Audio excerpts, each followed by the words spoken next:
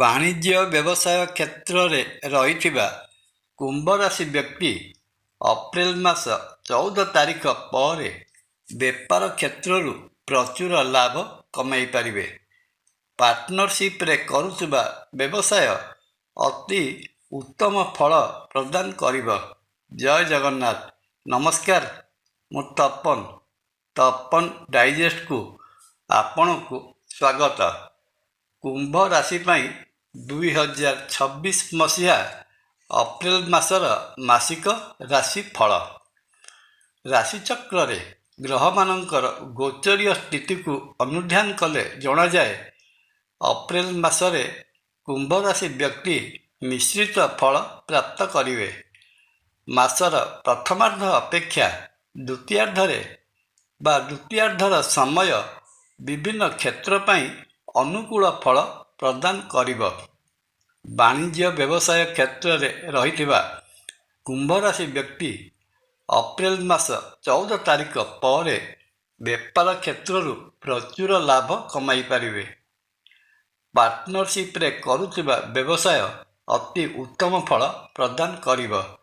ସରକାରଙ୍କ ସହିତ ଅନୁବନ୍ଧିତ ରହି ଠିକାଦାରୀ, ନିର୍ମାଣ କାର୍ଯ୍ୟ, ଅର୍ଡର ସପ୍ଲାଇ ଭଳି କରୁଥିବା କାର୍ଯ୍ୟରୁ ବେଶ୍ ମୋଟା ରକମର ଅର୍ଥ ହସ୍ତଗତ ହେବ।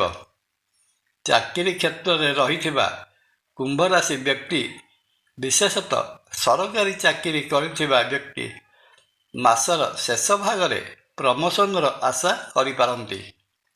ଉପରିସ୍ଥ ଅଧିକାରୀଙ୍କର ପ୍ରିୟପାତ୍ର ହେବେ। ସହକର୍ମୀମାନଙ୍କର ସହଯୋଗ ମିଳିବ। ପ୍ରଶାସନିକ ଦକ୍ଷତା ବୃଦ୍ଧି ପାଇବ।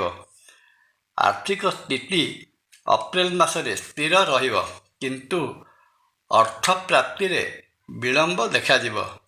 ଆୟ ପର୍ଯ୍ୟାପ୍ତ ହେଲେ ମଧ୍ୟ ଖର୍ଚ୍ଚର ପରିମାଣ ମଧ୍ୟ ସେହି ଅନୁସାରେ ବଢ଼ିଯିବ। ତେଣୁ ଅନାବଶ୍ୟକ ଖର୍ଚ୍ଚ କାଟ୍ କରିଦେଲେ ସଞ୍ଚିତ ଅର୍ଥର ପରିମାଣ ବୃଦ୍ଧି ପାଇବ।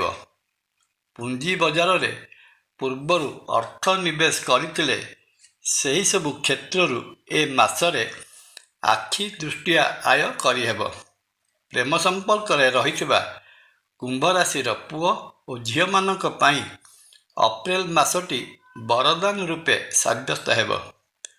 କୁମ୍ଭ ରାଶିର ପଞ୍ଚମ ଭାବ କର୍କଟ ରାଶିରେ ଉଚ୍ଚ ଭାବରେ ଅବସ୍ଥାନ କରିଥିବା ବୃହସ୍ପତି ମହାଗ୍ରହଙ୍କର ପ୍ରଭାବରୁ ପ୍ରେମୀ ଯୁଗଳ ପ୍ରେମ ବିବାହ କରିବା ପାଇଁ ନିଷ୍ପତ୍ତି ନେଇପାରନ୍ତି।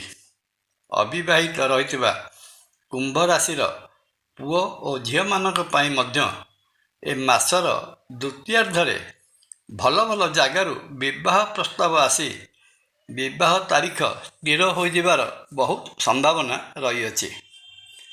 ପାରିବାରିକ ଦୃଷ୍ଟିକୋଣରୁ ଦେଖିଲେ ଜଣାଯାଏ, କୁମ୍ଭ ରାଶିର ଦ୍ୱିତୀୟ ପରିବାର ଭାବ ମୀନ ରାଶିର ଅଧିପତି ବୃହସ୍ପତି ପଞ୍ଚମ ଭାବ କର୍କଟ ରାଶିରେ ଉଚ୍ଚ ଭାବରେ ଅବସ୍ଥାନ କରିଥିବାରୁ ପରିବାରରେ ସୁଖ, ଶାନ୍ତି ଓ ସମୃଦ୍ଧି ବିରାଜମାନ କରିବ। ଘରେ ପୂଜାପାଠ ଚାଲୁ ରହିବା ସହିତ ଏକ ଆଧ୍ୟାତ୍ମିକ ପରିବେଶ ସୃଷ୍ଟି ହେବ। ସପରିବାର ଦେବଦର୍ଶନ ଓ ତୀର୍ଥାଟନ ପାଇଁ ଯିବାର ସୁଯୋଗ ଆସିବ। ସ୍ୱାସ୍ଥ୍ୟ ଦୃଷ୍ଟିରୁ ଦେଖିଲେ ଜଣାଯାଏ, କୁମ୍ଭ ରାଶିର ଲଗ୍ନ ଭାବରେ ଅବସ୍ଥାନ କରିଥିବା ରାହୁ ଗଟ୍ ବା ଅନ୍ତନାଳୀ ଜନିତ ରୋଗ ପ୍ରଦାନ କରିପାରନ୍ତି। ତା ସହିତ ଚର୍ମରୋଗ ମଧ୍ୟ ଦେଖାଦେଇପାରେ।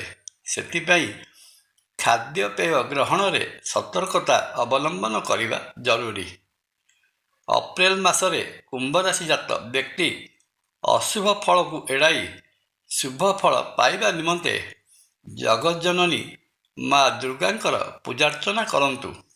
ଶ୍ରୀକ୍ଷେତ୍ର ପୁରୀରେ ବିରାଜିତ ମହାବିଷ୍ଣୁ ଶ୍ରୀ ଜଗନ୍ନାଥ ମହାପ୍ରଭୁଙ୍କୁ ଦର୍ଶନ କଲେ କୁମ୍ଭ ରାଶି ଜାତ ବ୍ୟକ୍ତିଙ୍କର ରହିଥିବା ସମସ୍ତ ଦୋଷ ଖଣ୍ଡନ ହୋଇ ମନବାଞ୍ଛିତ ଫଳ ପ୍ରାପ୍ତ ହୋଇଥାଏ। ଜୟ ଜଗନ୍ନାଥ। ଭିଡ଼ିଓ ଭଲ ଲାଗିଲେ ଲାଇକ୍, କମେଣ୍ଟ, ସବସ୍କ୍ରାଇବ୍ ଓ ସେୟାର କରିବା ପାଇଁ ଅନୁରୋଧ। ନମସ୍କାର। ତପନ।